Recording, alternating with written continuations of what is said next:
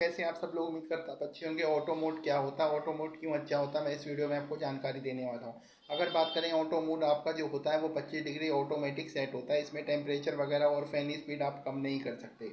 अगर बात करें तो इसका सबसे बड़ा फ़ायदा ये होता है कि ऑटो मोड में जो होता है बिजली की बचत होती है और आपको ऐसा तापमान मिलता है जो आपके शरीर को भी नुकसान नहीं देता, यानी कि एक नॉर्मल ठंडक मिलती है। तो आपको अगर बिजली बचानी है और अपने शरीर को यानी बेहतर तरीके से रखना है तो आपको ऑटो मोड पर सेट करना चाहिए।